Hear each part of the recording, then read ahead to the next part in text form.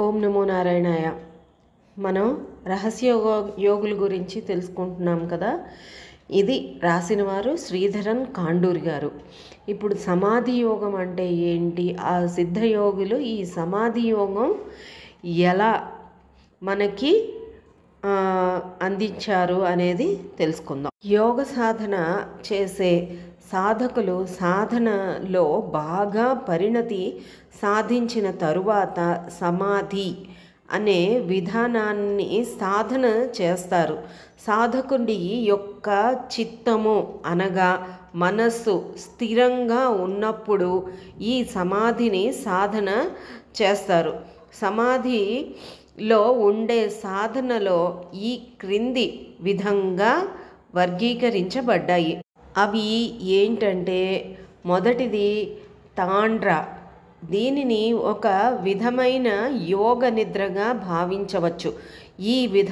ఈ విధానంలో సాధకుని యొక్క మనస్సు, ప్రాణము మరియు హృదయము పని చేస్తూ ఉంటుంది.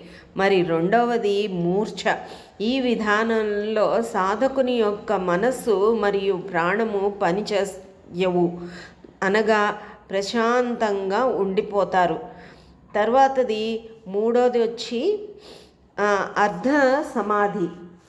అంటే ఈ విధంలో సాధకుని యొక్క ప్రాణము, సుషుమ్న నాడి, రవినాడి మొదలైనవి శరీర తత్వాలతో పాటుగా పనిచేస్తూ ఉంటాయి. ఈ విధానం కొద్దిసేపు మాత్రమే కొనసాగుతుంది. మరి నాలుగవది ఏంటంటే సమాధి. అంతఃప్రాణం శరీరంలో ప్రవహిస్తున్నప్పటికీ సాధకుని ఉచ్ఛ్వాస నిశ్వాసలు ఆగిపోతాయి. మరి ఐదవది పూర్ణ సమాధి. ఈ విధానంలో సాధకుని యొక్క చిత్తం నిశ్చలంగా ఉంటుంది. అతని శ్వాస ప్రక్రియ మామూలుగా సాగిపోతూ ఉంటుంది.